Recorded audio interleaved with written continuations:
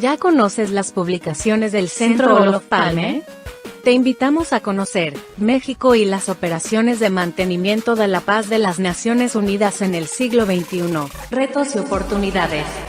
Bajo la autoría de 13 expertos, coordinados por María Cristina Rosas.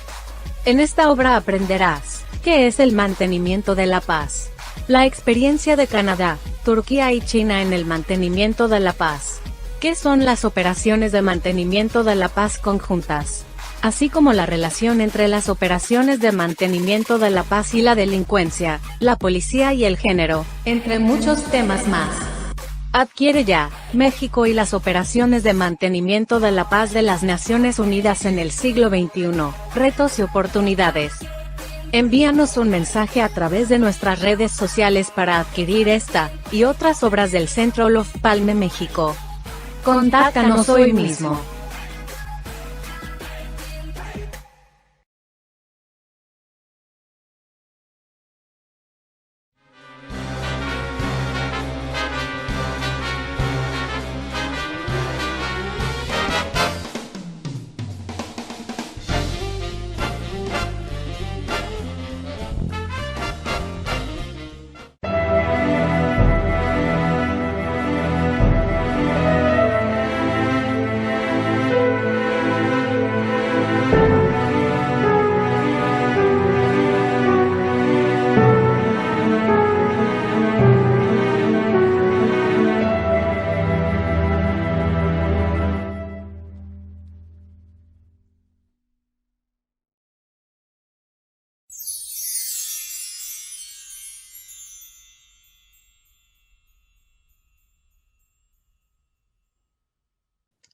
Good afternoon, Mexico. Good evening, Sweden.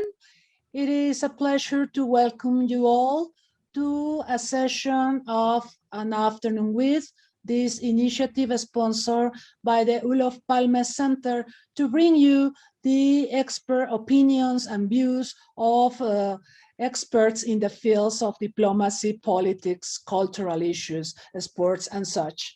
And today, I'm very pleased to welcome Dan Smith, the director of the Stockholm International Peace Research Institute. Welcome, Dan. It's really an honor to have you with us today. Oh, thank you, Maria Cristina, and a great pleasure to be with you too. Really looking forward to this. Thank you. I would like to encourage the people who are following here us in Zoom and Facebook Live to send us your questions and comments for our guests. And I will mention a few words about the formidable trajectory, professional trajectory of our guest. Dan Smith is a British citizen. He has a long record of research and publication on a wide range of conflict and peace studies. Among other issues, he has studied and written on the relationship between climate change and insecurity, peace and security issues in the Middle East, peace building, the ethics of forcible intervention in conflicts, gender and conflict, nuclear arms control and strategy, and global conflict drivers, dynamics and trends. Smith served for 4 years in the UN Peacebuilding Fund Advisory Group, 2 of which, 2010-2011, were as chair. He has an intimate knowledge of how peacebuilding works, or doesn't, in a wide variety of countries and regions. He was part-time professor of peace and conflict at the University of Manchester, attached to the Humanitarian and Conflict Response Institute from January 2014 to mid-2017, and continues with an honorary professorship today. He's the author of successive editions of Atlases of Politics, War and Peace, and the Middle East, and blogs on international politics at www.dansmithblog.com. He has lived most of his adult life in the United Kingdom, with a 10-year spell in Norway, having served as director of the Peace Research Institute in Oslo, the PRIO. He has traveled professionally to more than 60 countries. He was appointed director of the Stockholm International Peace Research Institute, the CIPRI, in 2015. Dan Smith is CIPRI's 9th director since the Institute founded in 1966, and he has shared his expertise with a number of international institutions, including the United Nations Security Council. So it's really an honor to have you with us so that we can discuss some of the most crucial issues of today's world. And I would like to start by asking you your assessment about the international strategic environment today. How do you see the world considering the trends of militarization, nuclear arms, the fact that we already have happily a treaty that forbids nuclear weapons, but nuclear powers are not part of it. How do you see the strategic environment today? I think, unfortunately, that the strategic environment today is as bleak as I have known it in 4 decades of studying it. And that's not just my opinion, it's an opinion of many informed experts. The Bulletin of Atomic Scientists has had its doomsday clock going for how many years? 70 years or so, since 1950. And the metaphor of midnight is the hour of doom. So the clock shows how far away we are from that, metaphorically, not literally. And the clock has never been as close to midnight as it was put at the beginning of 2020, and where it stayed at the beginning of 2021. And the Bulletin of Atomic Scientists quotes 2 main drivers of this, 2 main explanations for this judgment. One is the rising pressure of climate change, and the other one is the increasingly bleak horizon of nuclear arms control, where that has, especially between Russia and the US, has seemed to just simply, the life has gone out of it, the architecture has crumbled. If President Biden, when newly elected in the US, had not essentially made the phone call to extend the New START agreement, none of the agreements which had been created at the end of the Cold War would still be left, none of the bilateral nuclear agreements. I think the trouble is that in addition to those 2 elements, the nuclear rivalry and the impact of climate change, one can look at several other issues as well. Military spending is at its highest level now that it has been since the end of the Cold War. It is just a small fraction short of $2 trillion per year. The arms trade is also at the highest level that it has been since the end of the Cold War, although in the last year, our data show that it stabilized. The number of armed conflicts in the year is also at the highest level it has been in the past 30 years. And compared to 2010, just a decade ago, when there were about 30 armed conflicts going on in the world, there are now over 50. And that's just to count the ones which are sort of classic civil wars. There are also plenty of non-state armed conflicts, which Mexico actually knows a lot about. There is a lot of other kinds of violence and violent conflict in the world, in addition to that. And then one can look at regional politics, and you see the regional geopolitics in the Gulf region in the Middle East is very serious, between India and Pakistan, between India and China, in East Asia, in the South China Seas, and in Northeast Asia. So there are also these kind of regional hotspots around the world, which give one cause for concern. I hope that you're going to ask me a question in a while, which brings me towards the more positive side of things. But I think that one can only really think about a way forward out of some of the security dilemmas that we face at the moment, if one really looks at them head on and with eyes open. And I think that the biggest problem is that we are now facing problems in the world. The pandemic is one of them. It's an almost universal human experience at the moment. We're all living through it. Climate change and more broadly, the environmental crises and the pressure on the biosphere is another. Issues that can only be solved by international cooperation.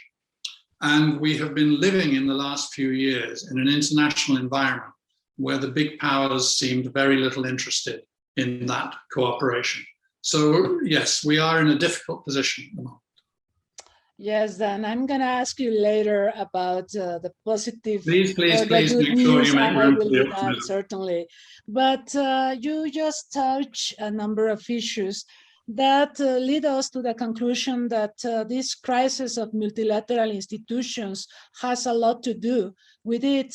What would you suggest to overcome the difficulties that, for instance, the United Nations, the UN Security Council is facing in terms of bringing together the major powers so that major challenges to the world, to today's world, can be solved?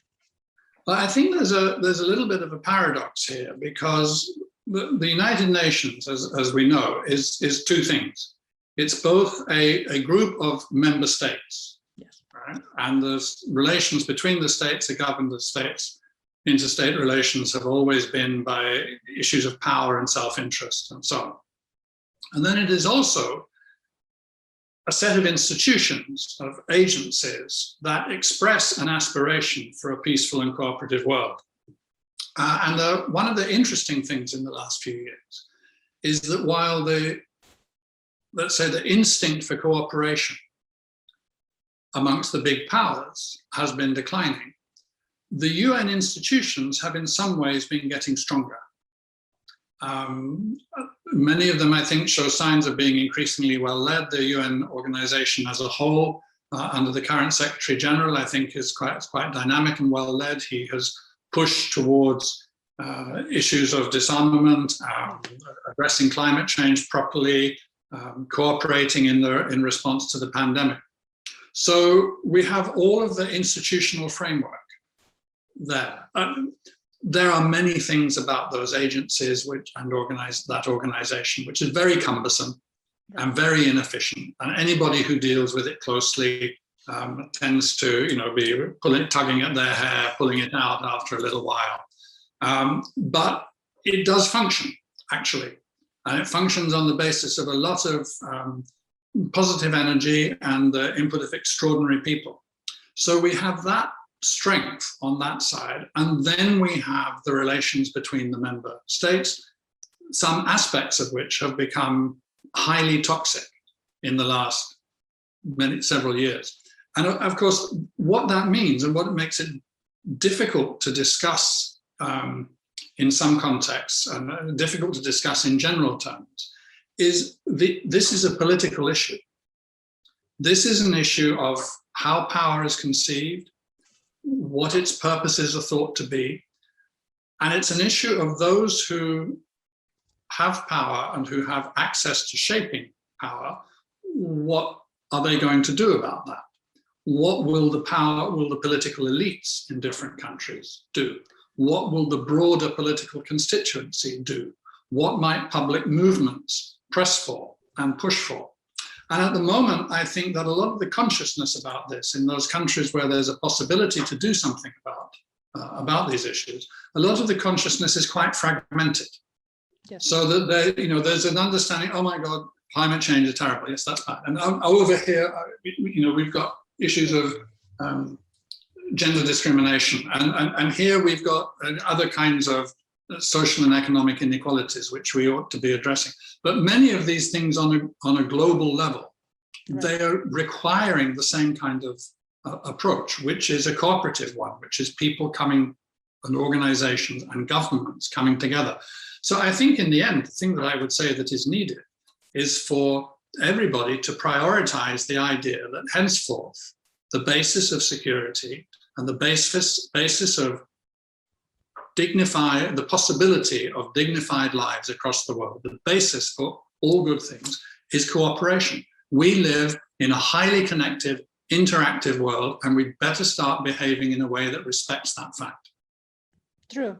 True, it's been repeated one and another time. No one is safe until everyone is safe, so that should prompt cooperation. And yes, I agree with you. We need to see more political will. But apparently, yes, major powers doesn't seem to consider, for instance, international organization as a useful instrument for their own interests. So I think that explains that, for instance, major crises we have seen in the past years, Syria and the Ukraine and such, have not been discussed properly in an institution such as the UN Security Council. So yes, I agree with you. What would you say about, yes, you already mentioned that we have a number of challenges, climate change, now we have the pandemic, and then we have hunger in the world, and we have a number of challenges pertaining the sustainable development goals. So would you say that there is some sort of paralysis in the world by looking at the complex agenda we are dealing with? I think that many people, including those who are in positions of some kind of power and influence, find the current international agenda is almost overwhelming. Yes. So I think that the more that one can do to explain and to sort of bring the problems, or at least to bring some of the ways of addressing the problems into a human scale that we can understand, the better. But I think, I mean, the truth is that there are many overlapping and sort of interlaced issues here, because there is how people feel, and there is this sort of sense of it's just too much. But there are also those interests that exploit the fact that people feel it's just too much.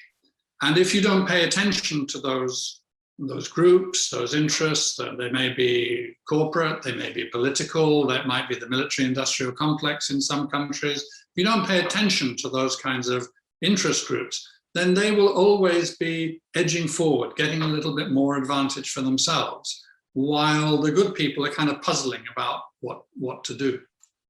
And then I think that, you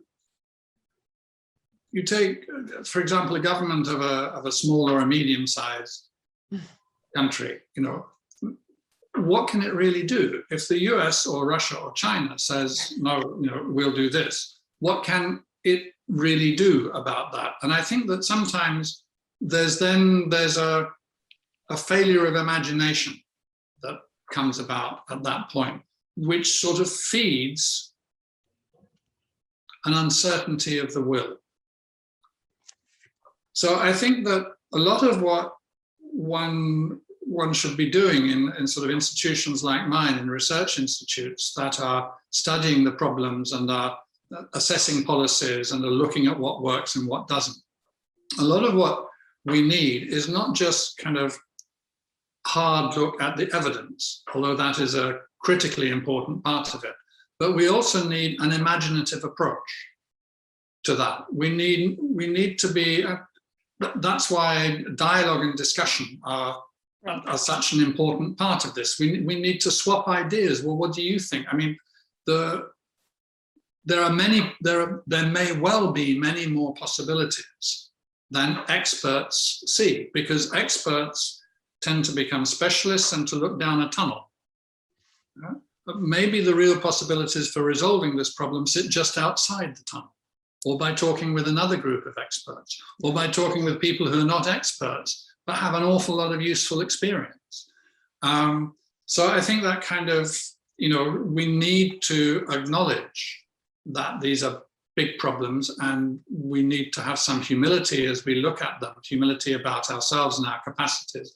And again, I mean, perhaps I'm sounding like a broken record, but again, we have to get together. There's no individual, there is no institution, there's no government, and there's not even the United Nations that can fix this alone. if there is to be something that we would call a solution to world problems at the moment, and if we're realistic, we really know that the world will always live with problems. But if there is to be progress that is made on them, it has to be by a much higher level of cooperation than we see at the moment. You mentioned the failure of imagination, and I was thinking about a topic I've been working for a while, human security. You know that human security is a concept that includes seven areas. It includes, food security, economic security, health security, and of course, environmental security, among other issues. Would you say this is a good approach towards a broader analysis about today's problems?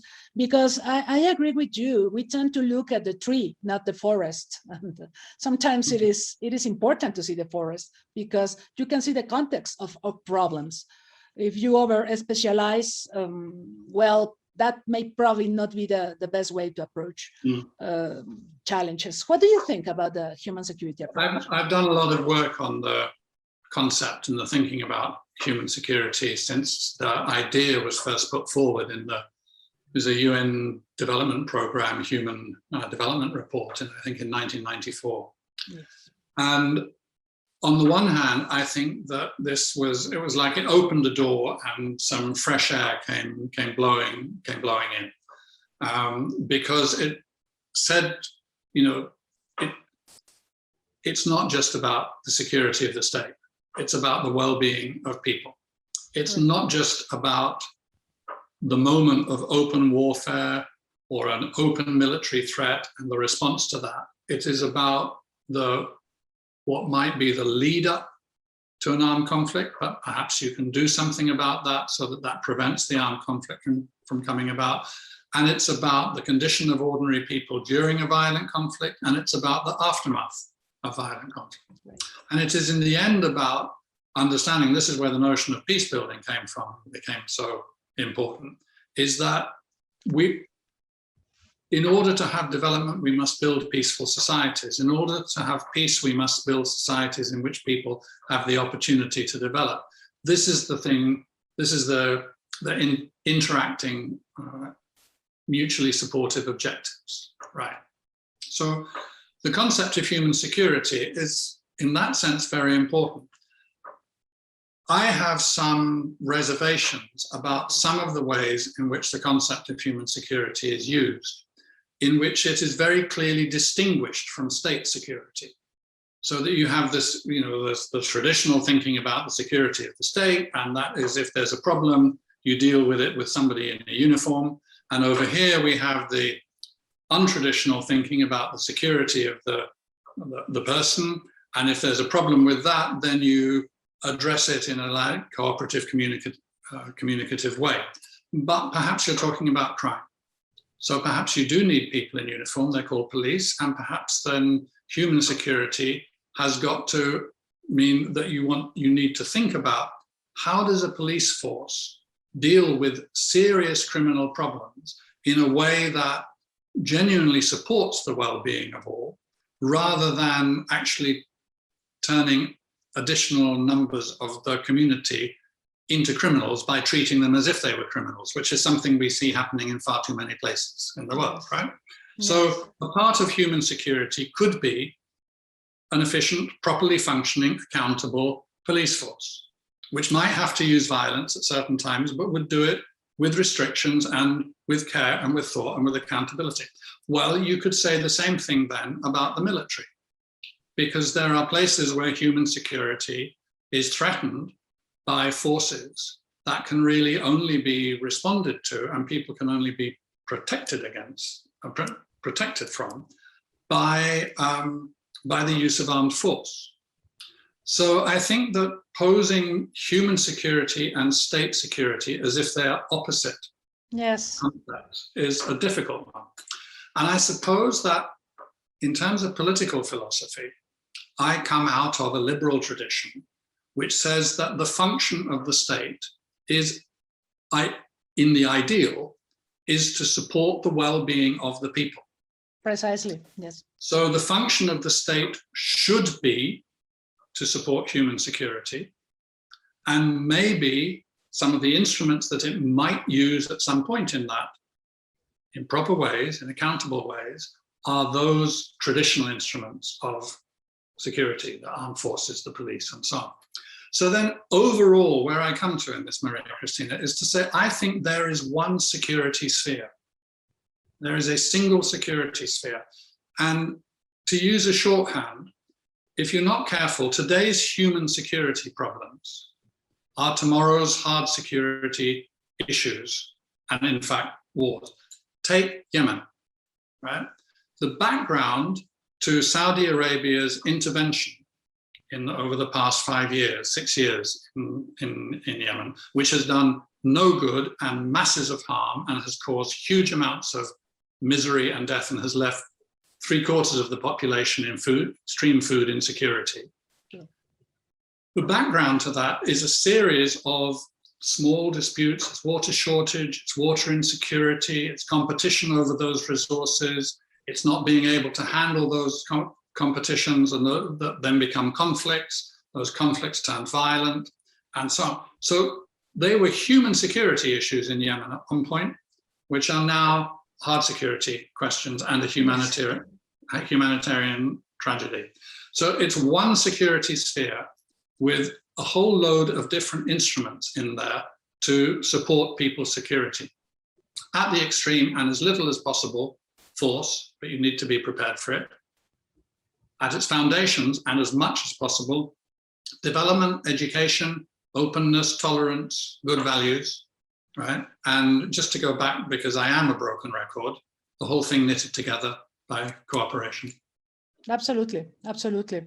The other, problem I see with human security is that there is a number of issues not contemplated back in 1994. Probably these issues were not relevant at that point, gender issues, cultural issues, but now we have a number of challenges pertaining gender and security, and we also have now studies suggesting a cultural security and threats to the heritage, to cultural heritage, as we saw in Mali, for instance. So I believe concepts need to, be rethought at some point. I believe, yes, human security opened the debate, but it's still a concept in construction. And I think that's right, and I think that one of the issues is that as you look at human security and you see, as you said, the 7 issues that were set out in that report in 1994 did not include gender and do not include some others that we would now think of as being important in terms of building peace and building security, and issues which are addressed by peace building activities funded by governments and by the UN and so on in different parts of the world. So one thing then is to expand the concept of human security. The trouble is then it becomes very elusive. It becomes kind of everything, and a concept which is everything is not so helpful. Yes. And so then you look, you cast your eyes rather wistfully towards the traditional security people, and they don't have that problem, right? They're looking at threats that come from sources, and they have responses, and they have instruments to respond to them. And this has led me to think about what I've called, if there's a single sort of security space, right, that there is something that I've called the operating sphere. What is the operating sphere of a traditional state security policy is pretty well defined. What is the operating sphere of a human security approach, or my kind of single security space approach? And I think that for that, it's defined by the intersection of different issues. If you look at the most serious threats that are faced especially in the global south today, it's where you get an intersection of a number of different problems, like, for example, low levels of economic development, profound inequality, the impact of a previous conflict or of current violent conflict in a next door country, poor governance, irresponsible political behavior, yes, bad economic advice from one of the international financial institutions that leads to austerity and an economic crash. And it's where all of these things come together, and then the weight on top of all of that of the pressure of climate change. So it's where the risks intersect. That's what the policies need to prioritize and address. So I think of the operating sphere of an alternative security approach, whatever name it's given, is to look at those points where the risks are intersecting, interacting, and making each other worse. It's where you get this kind of concatenation of risk that the biggest problems arise. Yes, again, a broad analysis. Yes. You mentioned peace building, and I was thinking about R2P, which is a concept that was born due to human security. R2P deals with prevention and, of course, peace building at the end after an intervention is carried out. And peace building, I believe, is a critical issue because we have witnessed several interventions for different reasons in different parts of the world. I know that CIPRI has a database about peace operations, not only those performed by the UN, but also by regional organizations. But still, we have witnessed several interventions for humanitarian reasons or whatever. And then after the intervention, those who intervened left the country, and then the contradictions, the fighting, the violence is again going on. We have several examples: Democratic Republic of Congo, Haiti now trying to survive after a devastating earthquake one more time, but previously it had a major crisis. And we have several examples that we can mention where we deployed peace efforts, and yet we didn't build peace. So what could be the road to make peace sustainable? A couple of weeks ago, we spoke with Peter Wallenstein. He spoke about quality peace. Some other authors speak about sustainable peace. How can we make peace sustainable?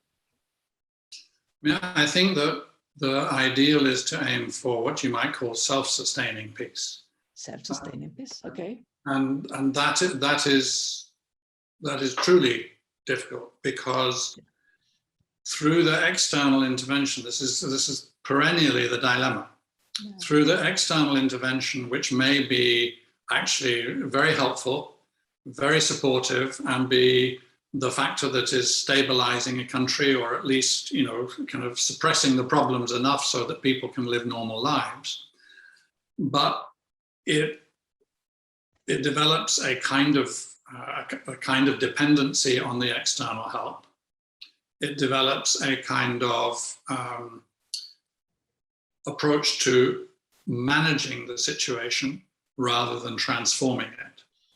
And then if indeed the external assistance begins to wind down and go away for any reason whatsoever, I mean, a few years ago, we used to very much talk about donor fashion. The donor states would just kind of focus on Bosnia for a few years, and then it was Kosovo, and then it was Afghanistan, and then it was somewhere else. And you felt it was like fashions, that they just moved along. And there used to be jokes about, we don't do Kosovo anymore. That's so last year. We've all moved on to somewhere else.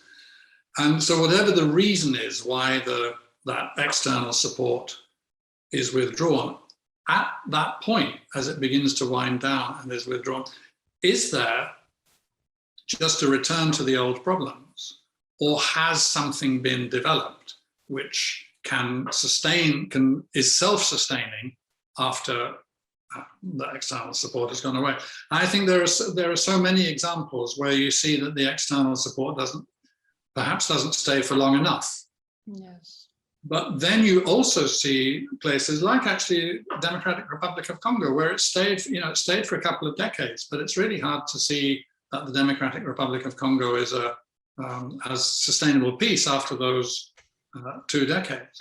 Yes. And with discussing that, we haven't got into all the dilemmas about operations or interventions, which use the same vocabulary of humanitarian intervention and we're here to build peace, but which actually turn out to be something like Afghanistan, for example. Yes. So to go back to your question of what could that path be, I think that the fundamental thing is that if the external assistance can provide the opportunity and the space for people themselves in that country that we're talking about, it might be Liberia, or it might be Bosnia-Herzegovina, or it might be Cambodia, it might be Colombia, it might be Guatemala, it might be anywhere. But if it provides the space for the people in that country themselves to get together and to be involved in activities of a variety of different kinds, there are so many needs when it comes to building a peaceful society. There's education, the care of the children, there's health, there's probably a need to reconstruct or to strengthen from the beginning the health system and the health infrastructure. There may be some kind of basic development fundamentals like roads and communications that need to be done. There is developing the habits and the culture of responsible political leadership. There's developing a responsible media and an intelligentsia that cares about the well-being of the country and will use expertise towards that good end, and so on. So there's numerous things which there's dealing with trauma, right? There's reconciliation between different groups. There's handling the well-being of refugees as they come back, or internally displaced people. All of these things. If the instinct in the external assistance is to do this for the country, it's not going to work. If the instinct is to help the country do it, there's a chance that it will. And the more that it's generally owned and driven by the people who are most involved, the better. We could see when I was working in PRIO in Oslo, you referred to that, I was a director there for 10 years, we could see that all through the former Yugoslavia, there was a deficiency in dialogue, in real dialogue where people really spoke and really listened to each other, right? Speak honestly, not in slogans, and listen with attention and concentration. And so we wanted to help develop this notion of dialogue, not just interethnic dialogue, though that was part of it, but dialogue in general between different political groups and different political persuasions. But the centers that we set up in order to do that were all fully and completely staffed by local people.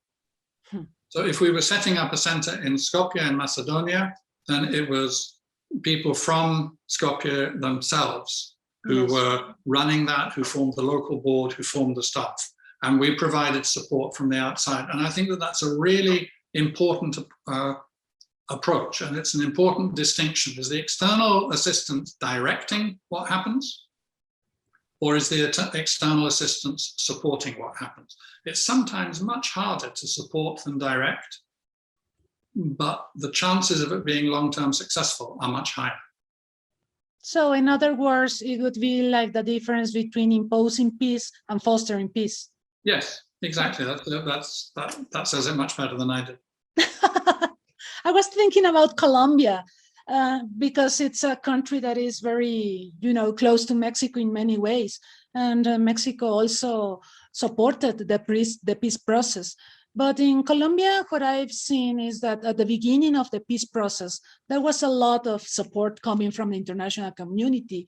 But as time went by, people forgot. And, they are trying to work on reconciliation, demobilization and disarmament, and giving opportunities to those who were fighting during the conflict and now want to have a life, a so-called normal life, but they can. And the international support, who accompanied the process disappear or diminish dramatically. So that's a fact, and yes, it's pretty sad what we are seeing today in Colombia, for instance. I think that very often people who don't have so much experience of this kind of issue in their own lives or in their understanding of their own history don't realize how long it takes to build peace if you have had a very long conflict. Now, basically, Colombia, to take that example, has had periods of not warfare between much longer periods of civil war, going back to independence and before it.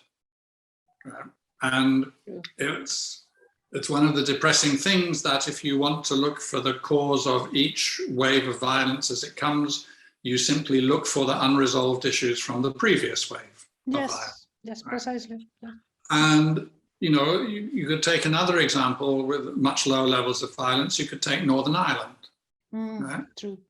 Northern Ireland, on the mainland of the UK, people are just impatient with it. 23 years after the Good Friday peace agreement, why do you still have all of these issues?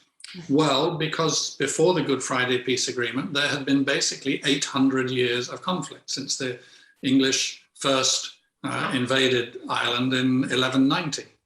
So with that background, right, you can't achieve a peaceful culture. You can't get peace inside people's hearts and their heads in a decade or two.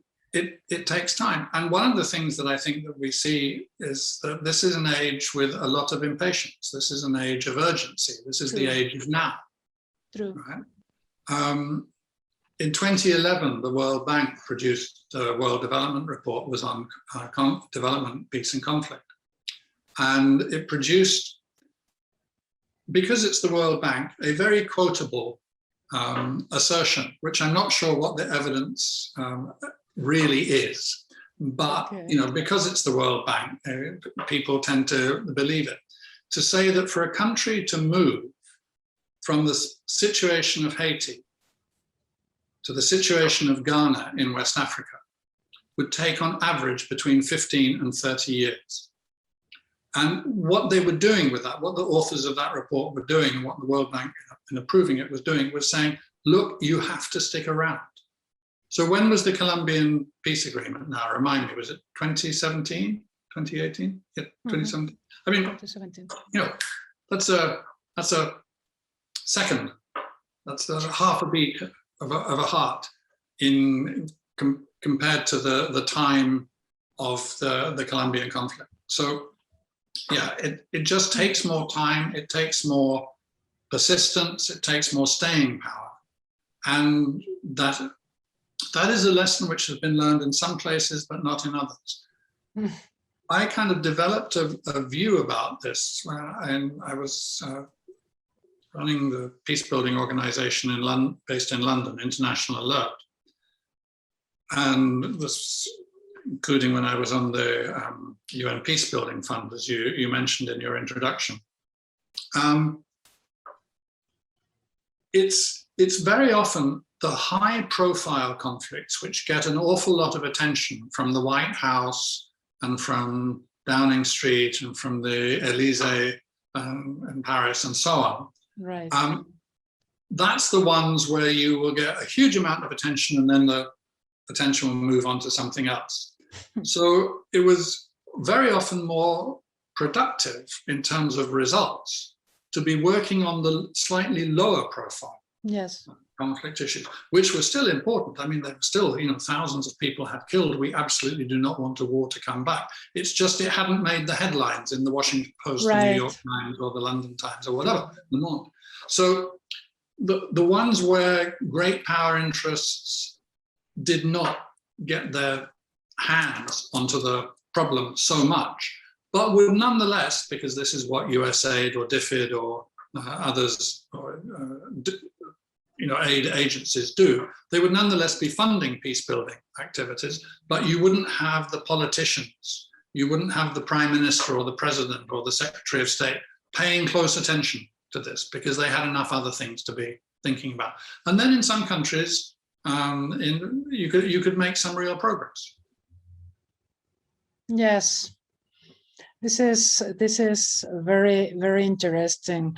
Before moving into more questions, we already have a couple of questions from the public and the audience. Sorry, so I would like to read them to our guest, and if we have some time available, we can go into the details of some aspects that our guest has already mentioned.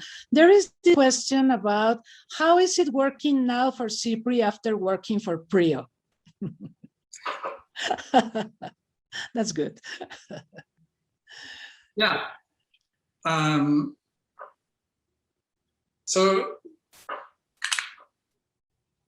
you were very generous in describing my career, but you didn't sum up the kind of the basic split personality that I have, which is one part wanting to research and understand and one part wanting to do.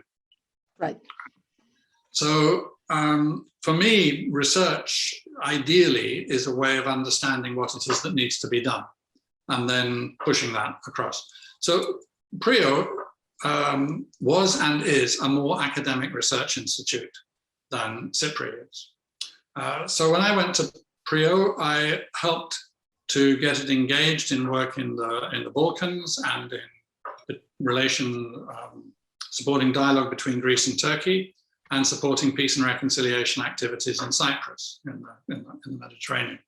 So I went to very much a scholarly research place and brought some action to it.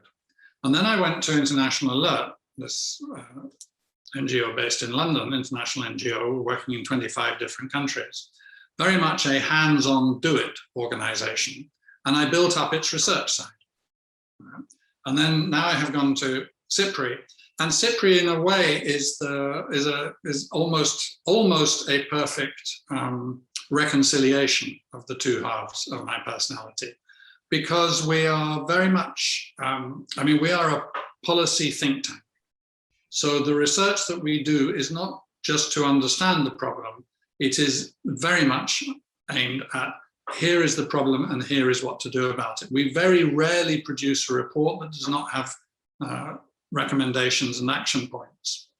And if we do produce such a report that doesn't have recommendations, it's because this is kind of exploring the current situation, and conclusions and recommendations will be built on this in a further report. So I think that CIPRI, in terms of everyday experience, working at PRIO or working at Alert in London or working at CIPRI, I've just had a ball. I think I've had a really good time. I've been personally very happy with my professional trajectory. I've enjoyed it, right? But I think in terms of how I feel, what I want to be doing in the world, in some ways, CIPRI is the place for me. CIPRI is where I feel really most at home. So I've finally arrived here at the end of a long and meandering track.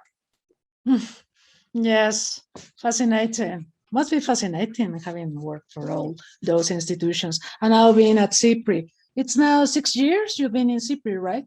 Yes, that's right. 1st of September 2015. So we're nearly at the 6th anniversary. Wow. Nice. Okay, there's a question about the methodology you use. This is, a recalling question. The people always want to know about it, about the methodology you use to define armed conflicts in the world. And yes, because in previous CIPRI yearbooks, for instance, I don't know, in 2005, for instance, Mexico was not included, but now Mexico is included. So there's a lot of interest about knowing more about the methodological issues. Actually, you remarked, I think that you had Peter Wallenstein, who is the professor who founded the Peace and Conflict Research Department in Uppsala. And they are the ones who are the masters of the conflict data. And we have been following them. So there was there's been a discussion going on. I was part of this when I was at Prio and discussing with Peter, who is an old friend as well as a colleague. Because originally, if you go way back, people tend to talk. It's a conflict or a war if two states are involved, and then you recognize, no, this isn't quite true, of course, because there are civil wars, whether it's the state and rebels or insurrectionists or whatever. So, and that was, in a sense, the definition that Peter and colleagues were using at Uppsala. And there were also definitions, or parts of the definition were based on how many people are killed within a year. It's rather gruesome to go into talking about this, but we decided in the early to mid 1990s in the cooperation that we wanted to set a very low limit, because there are some armed conflicts which spike and then come down and then they go back up again. And do you declare the conflict was over if there were only sort of 60 or 70 people killed one year, when the previous year it was 300 and the next year it's 500? And that is a visible pattern, that's a familiar pattern in armed conflicts. So we set a very low limit of a threshold of 25 deaths. But then one of the things, simply looking at somewhere like Somalia or Lebanon in the 1980s, you realize that there's events going on which are like armed conflict, as you have defined it, in every way, except there's no recognized state involved, because the state has totally collapsed. So now you have to broaden that was the response, was broaden the definition out to acknowledge that there are conflicts in which neither actor is a state. Right? And then to recognize from that there are other kinds of armed conflicts which are not purely about the original Uppsala definition was control of politics or control of territory, control of government or control of territory, which meant that they were either political conflicts or sovereignty conflicts. And so the result has been, over the past, I suppose, 25 years, a steady expanding of the notion of what violent conflict is. And then at Uppsala, what they have tried to do is when they get they think very hard, they discuss a lot, and they adjust the definition, and then they try and take the data back as far as they can go to show what the long-term trends are. And you could see this discussion about the expanded concept of conflict, if you like, as being the necessary partner to the discussion we were having earlier, Maria Cristina, about the expanded notion of security. True. If your notion of security expands through the concept of human security in the single security space, then your concept of what constitutes a violent conflict must also expand. Yes, yes.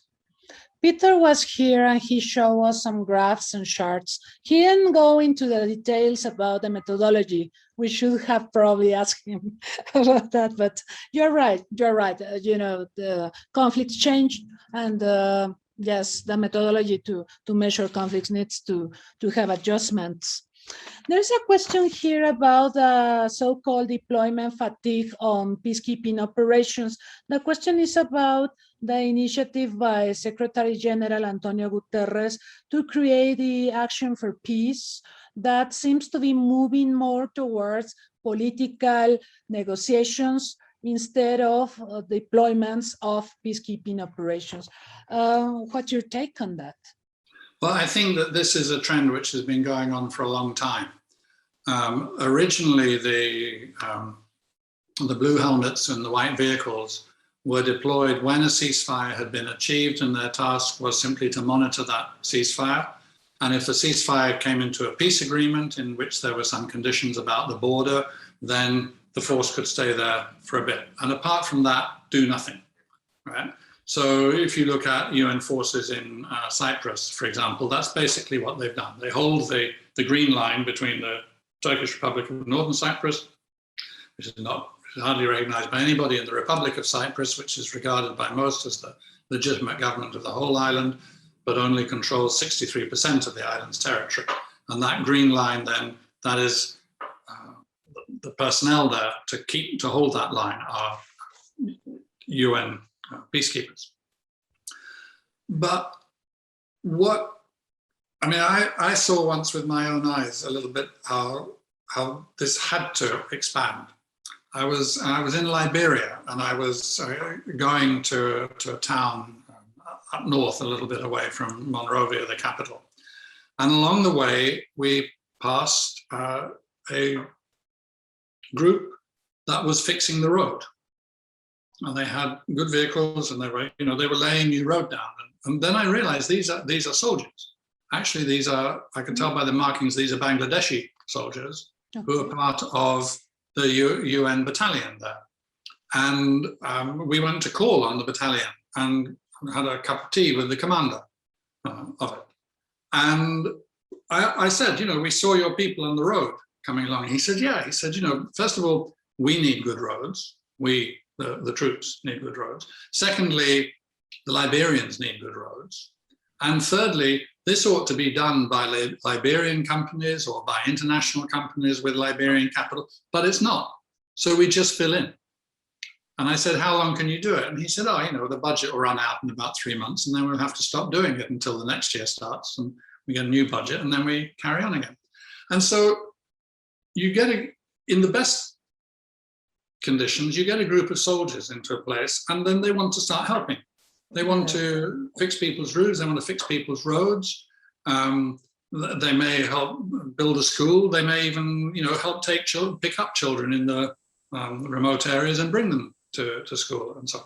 So peacekeeping was kind of naturally flowing into being other things. And then you realize that the peace process is, as we talked about earlier, it is long and it is complicated. So you cannot simply take that the peace agreement will achieve everything. I used to rhetorically quote a lot the John Lennon song, Give Peace a Chance, and remark that the great John Lennon was really wonderful and great and everything, but unfortunately he got it the wrong way around. And he should have said, peace gives you a chance. You get a peace agreement in place, the fighting stops, everybody comes in to monitor the ceasefire, and now you have a chance to build the country and live a normal life. And that's the process that we call peace building. And it needs, as we were talking about earlier, it needs still that external assistance. So I think if the UN now is kind of giving a new push to that peace building, that's really fine, that's really great. But it's continuing a trend which has been going for most of this 21st century so far. Okay. Well, we're running out of time. We have 5 questions about Afghanistan, of course, for our guest. And yes, they are quite similar. What's your take on the disastrous intervention of the US and now withdrawal of the US in Afghanistan? What is going to happen with the Taliban? What is going to happen in terms of regional security? So that's summing up, that's the question. I think that the intervention in Afghanistan was always ill-conceived. To talk about now and the withdrawal, I think to get into a blame game about is this Biden's fault or whatever, I think is rather childish. What has gone wrong in Afghanistan went wrong from the beginning. And it was perfectly clear to everybody that once in February last year, the US had agreed to withdraw, then the Taliban would take over. The only question was when. And when the Taliban takes over, that I do not think will be good for the people of Afghanistan, and especially not for the women of Afghanistan. But you might actually find in time, perhaps, less violence in Afghanistan, and that would be a positive. What it means for regional security is a little bit hazy for me. I'm not perfectly sure about that, but I'm not convinced that it will be a negative for regional security. I think if you go back to the beginning, it is possible to have some sympathy, to have some understanding of why decisions that were wrong at the time and visibly wrong were taken. There was 9/11. There's the urge to destroy Al-Qaeda. What do? You do that and then you leave the country, and you leave the country still under the rule of the Taliban, but you've seen how that rule looks. And so perhaps out of good instincts, you think, well, now we need to overthrow the Taliban and now we need to help Afghanistan be a proper country. But doing that, you ignored Afghanistan's history, and you ignored the very limited reach and nature of the state authorities in Afghanistan under any system throughout Afghanistan's history. And so it's an understandable but unthinking and catastrophic error. But the first error, and what threw the country into this pit that it's in, was the Soviet invasion in December 1979. And it's from there that you trace this horrible path through until today. I think it's very difficult to know what a decision maker could have done now that would be in the US or whatever, that would be that would make sense, because the war, for very obvious reasons, the war was not popular in the US. American people did not understand why hundreds of billions of dollars were being spent on this, on a war in that country. There's so much to say. In the end, one of the things that one needs to think about is that what happened is that the Afghanistan army, supposedly 350,000 soldiers, did not fight. And presumably that's because in 20 years, the West had not been able to help build a state that people wanted to fight and die for. And that is part of the explanation. I guess we have to stop before we really get into the Probably then this is a good example about what we were discussing before, the difference between imposing peace, so-called peace, and fostering peace. I believe fostering peace was never an issue in these 20 years in Afghanistan. I think also it reflects something that we talked about, which is persistence. Yes. Right? And impatience. I mean, remember that the George W. Bush administration kind of turned away from Afghanistan in late 2002 and 2003 in order to get into Iraq. Right. Afghanistan was second priority for a while after that. And then there's just this impatience of, well, why is it not working? Come on, fix it. Why is it not working? Well, just as we said about, why is Northern Ireland not completely peaceful? Yeah, countries have a history. That history shapes culture, it shapes people, and it shapes how people relate to each other and what they think is possible and what they think is legitimate. And actually, I think that the role of the outsider in Afghanistan was thought by very many Afghans not to be legitimate. And I think that the one thing that the West can say in its own defense about something good that it did in Afghanistan was to help the empowering of women. Right? And unfortunately, the women of Afghanistan today and in the coming year will probably pay quite a big price for that success. Oh, I forgot to mention one question before moving to the positive things we want to say before finishing this interview. The question is if you see China playing a major role in Afghanistan after the withdrawal of the US. I think that's a really interesting question. And I think that a lot will depend not on the idea of China seeking to to step in where America has pulled out. Right. It will depend on where, if anywhere, it thinks Afghanistan fits in terms of two major issues. One is to do with its handling of the Uyghur minority in Xinjiang province in Western China. True. Yes. So in other words, in terms of its own security. Yes. And the other is, does Afghanistan have any kind of a role to play, any kind of a part to play in the Belt and Road Initiative? There's a major economic and transport infrastructure, communications, connectivity strategy for China for its development across the next 2 to 3 decades. Pakistan plays a part in that. Central Asia plays a part in that. Yes. Might Afghanistan. If in Beijing, they think either that their security is threatened by something happening in Afghanistan, or that Afghanistan has a positive role to play in the Belt and Road Initiative, or both, then you should expect Beijing to, in some ways, turn up in Afghanistan.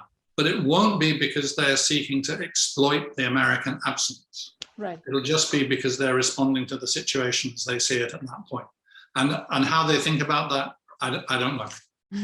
Yes, we'll have to wait and see. I'm afraid. Yeah. Yes. Okay. Now the positive note. You asked me to ask you about positive things we have to mention about the international environment and international security. So I will give you the floor, please. Thank you very much. I mean, I don't want to, having talked at the beginning about what is so bleak, I don't want to sort of come over with a simple rhetorical optimism now. But I think that it is clear that more and more people in many countries, not all, not everywhere, are reflecting on the situation that we find ourselves in now with the environment and with the pandemic. If people look into this closely, they will see that, for example, on the pandemic, that Secretary General Antonio Guterres of the United Nations issued a very simple humanitarian appeal. There should be a ceasefire while the pandemic is going on, because it's a bigger issue to face up to. And actually a number of groups and some governments said, yes, okay. But on the UN Security Council, it took weeks and weeks and weeks of wrangling before they could vote on it, because the US and China were into a kind of bickering about whether or not to mention the World Health Organization. Right. And it's ridiculous. I mean, they and those diplomats who were engaged in that, and those ministers and leaders who authorized them to do that, should be ashamed of themselves. Yes. That the people, we need and deserve something better than that, and mostly know it. So there is around the world, I think, there is a positive energy about many of these issues. And I think that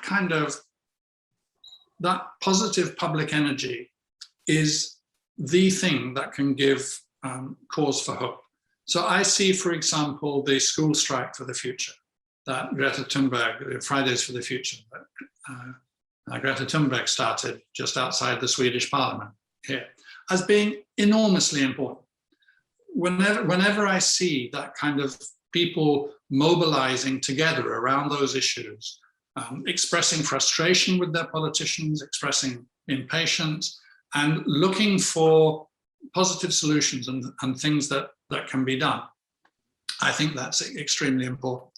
I see in many countries now an increasing acknowledgement of the problems that are created by that kind of small-minded, beggar my neighbor nationalism that has had and is still having much too much impact on politics in North America and in Europe, in South Asia and other places.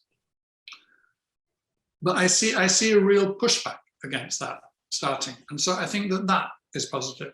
I think also, we know more about the world and its problems than we ever have done. True. Human progress is actually real.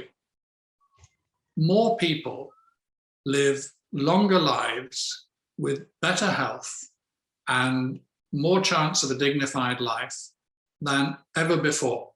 That's not to deny that extreme poverty continues and has been increasing in the last year and a half under the impact of the pandemic. It's not to deny that in the last 5 years, after 25 years of progress, world hunger started to increase again under the impact of violent conflict and climate change. But overall, if you take the longer look, right, over a century or over 2 centuries, you see that human progress has been real. The problem is that the biosphere is paying too high a price for human progress. And in order for us, and that's an us that includes rich and poor, it includes Donald Trump and Vladimir Putin and President Xi, it includes everybody, right?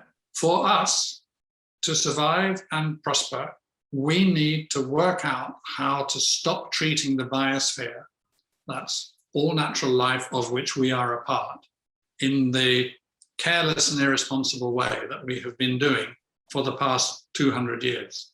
It's not a small thing to be asking for, but it's the common project. And I think, you know, there's enough knowledge now that we know that, and knowing is better than not knowing. The engagement of more women in politics is better than the engagement of fewer. The engagement of younger people in these issues is better than their non-engagement and cynicism. So there are all kinds of signs of hope and possibility around.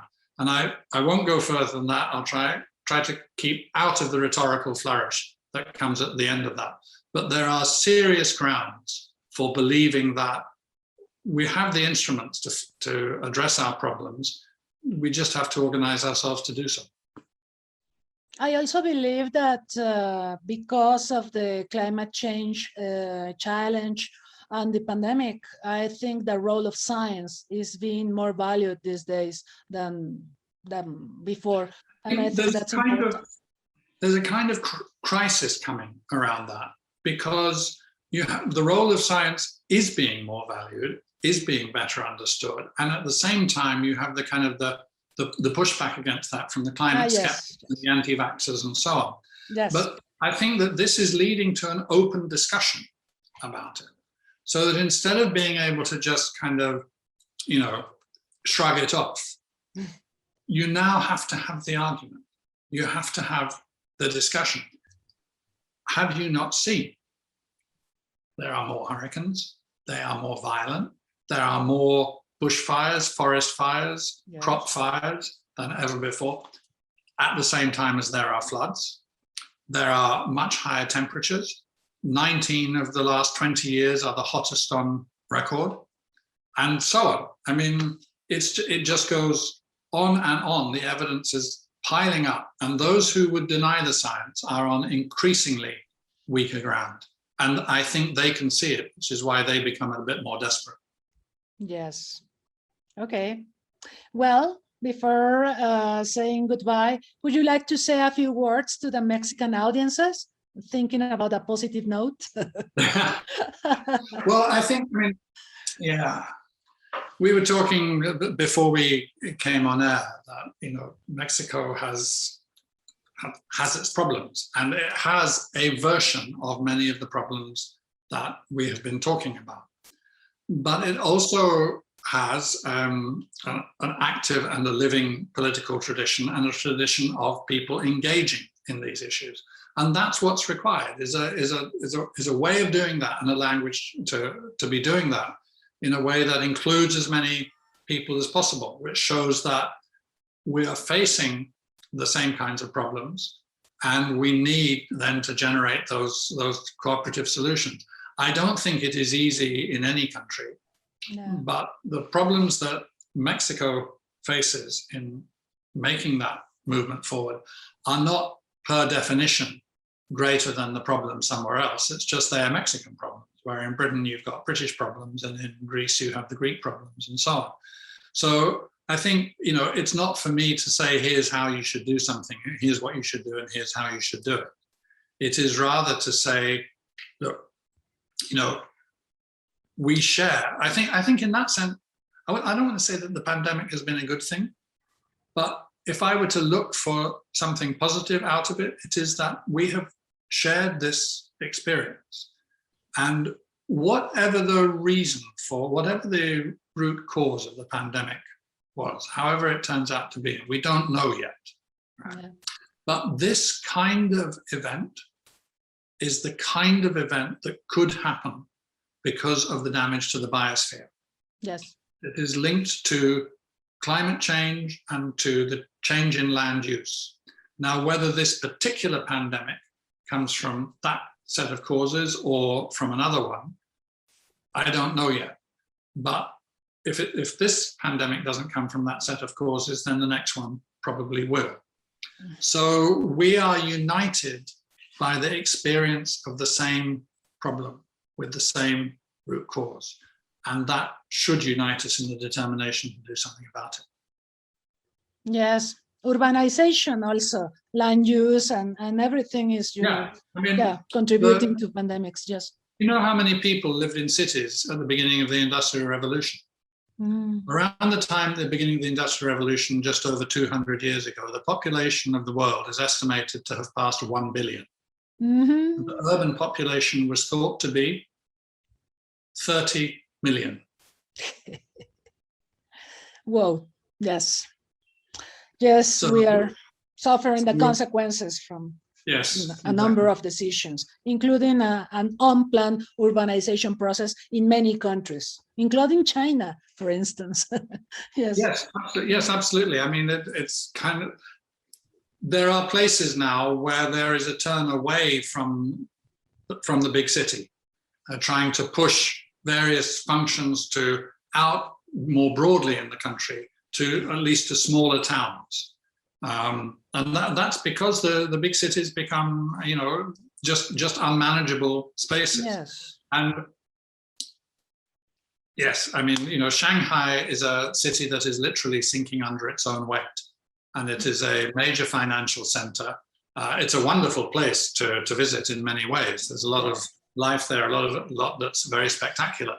But it is an example of urbanization that has gone so fast that it has created, it's created something which is both wonderful and dangerous. Yes, I agree. So, well, Dan, I want to thank you for saving time for us, for your knowledge, for sharing your views and experiences that we value. We treasure that. We thank you. And I hope we can find some time in the future to continue this dialogue that I'm sure has been of great interest to Mexican audiences. I really thank you for that. Thank you very much. It's been a real pleasure to be talking with you, Maria Cristina. Thank you so much. Thank you. And I would like to thank also the people who join us here in Zoom and Facebook Live. I invite you to our next interview, an afternoon with. We will be talking to the former Minister of Health in Mexico, Dr. Julio Frank, who, as I'm sure you all know, was also candidate for becoming a Director General of the World Health Organization. He will be with us next August 30 at 5 p.m. Mexico City time. And next Thursday, I also want to invite you to our webinars on COVID-19, and we will talking about the debate on freedom and security. We will be debating human rights issues and how the world has changed since the 9/11 attacks until the times of the pandemic today. So stay tuned, give us a like in our social networks. Thank you, Dan. Thank you, everyone. Take care. See you soon.